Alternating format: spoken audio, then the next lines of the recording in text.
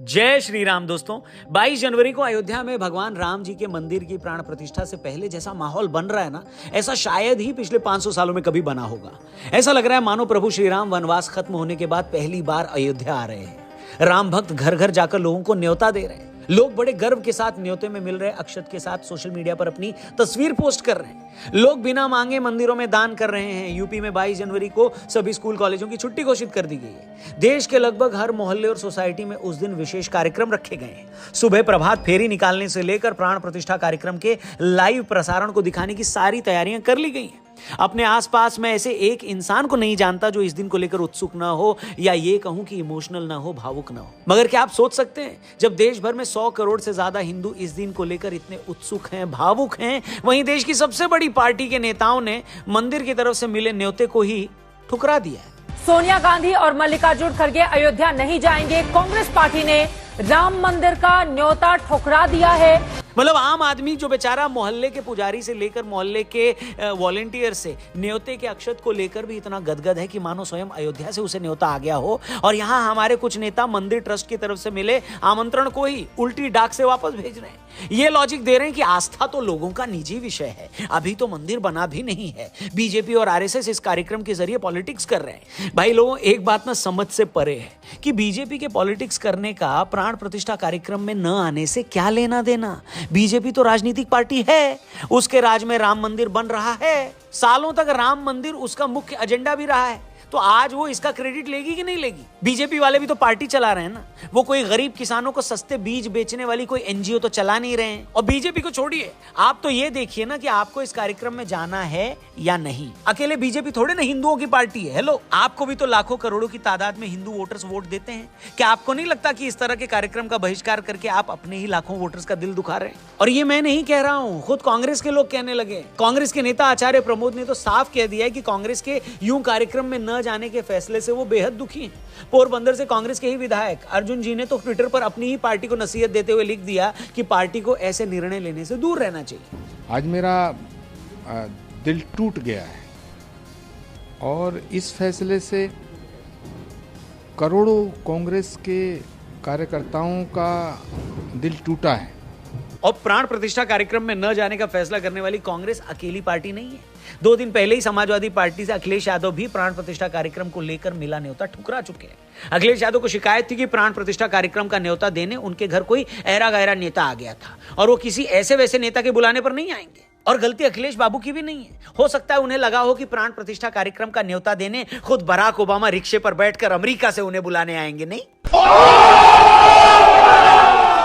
वैसे एक बात कहूं, जैसा इतिहास समाजवादियों का राम मंदिर आंदोलन से रहा है, उन्हें अगर न्योता मिल भी रहा है तो क्या ये कम है क्या? हेलो, अखिलेश यादव अब तक कह रहे थे कि उन्हें प्राण प्रतिष्ठा समारोह में शामिल होने का निमंत्रण नहीं मिला, लेकिन जब बीएचपी ने अखिलेश यादव को आमंत्रित किया तो उन्होंने इस निमंत्रण को अस्वीकार कर दिया। दोस्तों, मैं कहता हूं कि एक पल के लिए ये बात आप साइड में रख दीजिए कि कौन पॉलिटिक्स कर रहा है और कौन नहीं कर रहा।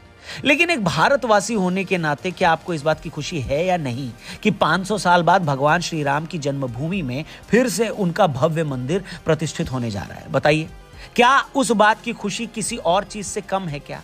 इसे आप ऐसे समझिए कि कोई इंसान बचपन में अगर अपने माँ बाप से बिछड़ जाए, जैसे बहुत सारे मामलों में हुआ भी है, और जब वो व्यक्ति बड़ा हो तो उसके मन में ये भाव आए कि नहीं नहीं, मैं अपने माँ बाप को ढूंढता हूं, और जैसे तैसे उसके माँ बाप मिल भी जाते हैं इतने सालों बाद। जिस दिन वो अपने माता पिता से इतने वर्षों बाद मिलने जाता है, उसी दिन एक स्थानीय नेता, एक लोकल नेता उससे कहता है कि जब तुम अपने माँ बाप से मिलने जाओगे तो मैं भी वहां रहूंगा। और जैसे ही नेता ये बात कहे, वो आदमी चिढ़ जाए और कहने लगे कि नहीं नहीं नहीं नहीं, तुम तो इस मौके का राजनीतिक फायदा उठा रहे हो, तुम ही वहां जाओ, मैं अपने माँ बाप से नहीं मिलता, जाओ।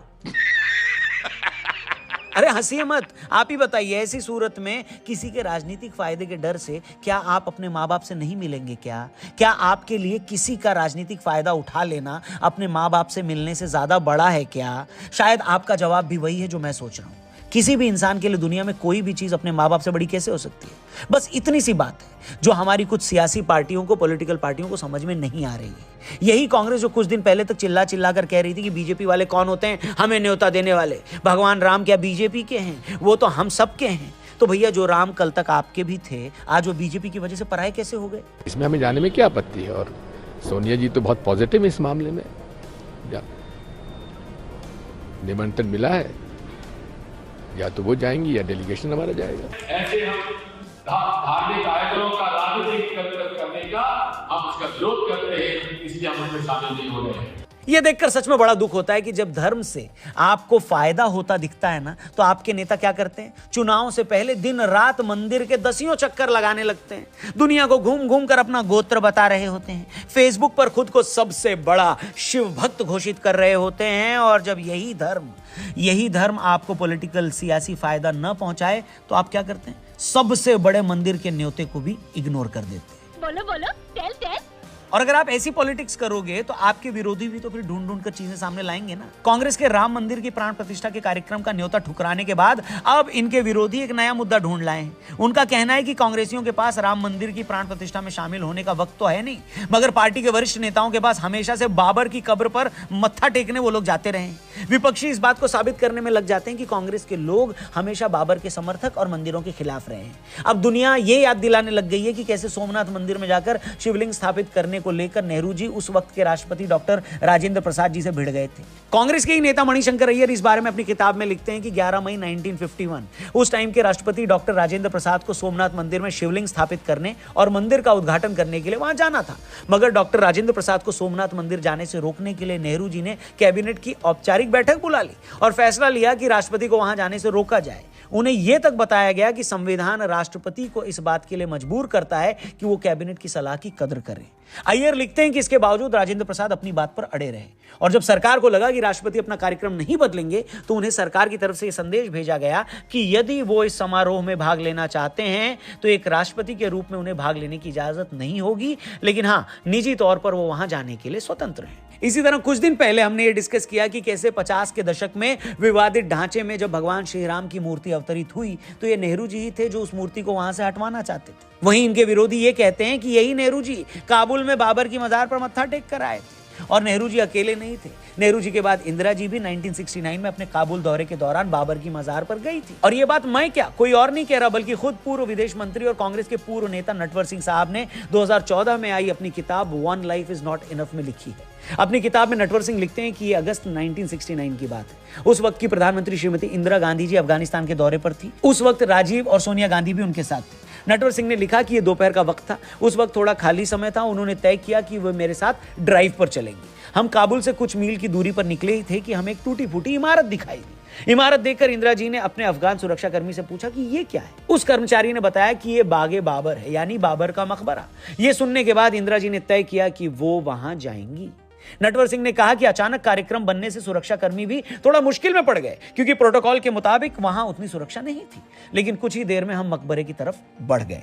नटवर सिंह ने अपनी किताब में लिखा है कि इसके बाद इंदिरा जी बाबर के मकबरे के सामने खड़ी हुई और हल्का सा सिर झुकाया। अब ध्यान से सुनिएगा, बाबर की मजार पर सिर झुकाने के बाद इंदिरा जी बोली कि मुझे लगा कि मैंने खुद को इतिहास से जोड़ लिया है। मतलब बाबर की मजार पर सिर झुकाने के बाद इंदिरा जी को खुद को इतिहास से जोड़ने की सुखद अनुभूति हुई। कांग्रेसी नेताओं का बाबर की मजार पर जाने का कोई आखिरी मामला नहीं था। कई मीडिया रिपोर्ट्स में यह भी दावा किया गया है कि 2005 में जब मनमोहन सिंह साहब देश के प्रधानमंत्री थे और वो अफगानिस्तान दौरे पर गए तो राहुल गांधी भी उस वक्त उनके साथ थे और राहुल गांधी हर उस जगह गए जहां मनमोहन सिंह भी गए थे। राहुल गांधी प्रधानमंत्री के साथ उस वक्त अफगानिस्तान के राष्ट्रपति हामिद करजई से मिलने राष्ट्रपति भवन गए और उस दौरे में वो काबुल में बाबर की मजार पर भी गए। मतलब नेहरू जी से लेकर इंदिरा जी और राहुल गांधी तक तीनों नेताओं के बारे में यह दावा किया जाता है और कई प्रमाण भी दिए जाते हैं कि वो काबुल में बाबर की मजार पर गए और वहां अपनी श्रद्धांजलि भी व्यक्त की। तो इस पर कांग्रेस के विरोधी क्या कहते हैं कि वो बाबर जिसने अयोध्या में स्थित राम मंदिर गिरवाया, वो राम मंदिर जिसका 80 के दशक में ताला खुलवाने के अलावा किसी कांग्रेस के नेता ने उसे बनवाने की कोशिश नहीं की, आज वही कांग्रेस जब राम मंदिर बन रहा है तो उसके प्राण प्रतिष्ठा कार्यक्रम में नहीं जा रही। क्यों? अब इसके बाद क्या कहा जाए, क्या जोड़ा जाए और क्या ही समझाया जाए, सिवाय इसके कि जब 5 महीने बाद चुनाव का रिजल्ट आएगा तो सबसे बड़ी बेवफा ईवीएम ही निकलेगी। उन नतीजों के वक्त इन पार्टियों को यह समझ में नहीं आएगा कि राम मंदिर जाने का यह मतलब नहीं होता कि आप मुसलमानों के दुश्मन हैं। राम मंदिर जाने का यह मतलब भी नहीं होता कि हर हिंदू मोदी को ही वोट दे देगा, मगर राम मंदिर की प्राण प्रतिष्ठा में न जाने का यह मतलब जरूर होता है कि आपके लिए आपका पॉलिटिकल फायदा 100 करोड़ लोगों की आस्था से ज्यादा बड़ा है। मंदिर न जाने पर आज आप में से कुछ लोग कह रहे हैं कि आस्था तो निजी विषय है, ये एक पर्सनल मामला है, इतना दिखावा क्यों? मगर इन्हीं पार्टियों के दर्जनों नेता इफ्तार पार्टियां देते थे, तब आपको मजहब निजी विषय नहीं लगता था क्या? हेलो सर, जब आपके ही एक नेता ने, जब वो देश के प्रधानमंत्री थे, उन्होंने सीना ठोक कर कहा था कि देश के संसाधनों पर पहला हक अल्पसंख्यकों का होता है, तब आपको नहीं लगा कि धर्म निजी विषय होता है? हेलो, और आज जब 500 सालों के इंतजार के बाद, मंदिर की लड़ाई में हजारों लोगों की शहादत के बाद भव्य राम मंदिर का उद्घाटन होने जा रहा है, तो अचानक आपको धर्म निजी विषय लगने लगता है? क्या बात है? मैं तेरा दोगलापन उतारता हूं। अब खैर, दोगलापन है या नहीं है, ये जनता को डिसाइड करने देते हैं। यहां हम फिर से अंडरलाइन करेंगे कि बतौर राजनीतिक पार्टी हमारे को किसी से कोई लेना देना नहीं है, कोई मतलब नहीं है, और न ही ये वीडियो देखने वाले हमारे ज्यादातर दर्शकों का किसी से कोई मतलब होगा या उनको कोई लेना देना होगा। लेकिन देश की जनता का भगवान श्री राम से सरोकार जरूर है, लेना देना जरूर है, और मंदिर की प्राण प्रतिष्ठा में न जाकर आपने उन करोड़ों लोगों की भावनाओं का सरासर अपमान किया है। बात खत्म। बाकी होए वही जो राम रचि राखा। हो सकता है 22 जनवरी को अयोध्या न आओ, ये आपसे पहले प्रभु श्री राम की ही इच्छा हो। बाकी आप लोग इस मामले पर क्या सोचते हैं, वो कमेंट करके जरूर बताइएगा। ऐसे लोगों के लिए 2 शब्द लिखना चाहो तो कमेंट सेक्शन खुला है। वीडियो पसंद आई हो तो प्लीज इसे ज्यादा से ज्यादा लोगों तक पहुंचाइए, शेयर करिए, इसको लाइक भी जरूर करिएगा और चैनल सब्सक्राइब करके जाइएगा। फेसबुक पे देखने वालों से भी कहेंगे कि हमारे पेज को जरूर लाइक करिएगा। Thank you for watching. जल्दी मिलते हैं एक और जबरदस्त वीडियो के साथ यहीं पर। जय हिंद, जय भारत, जय श्री राम।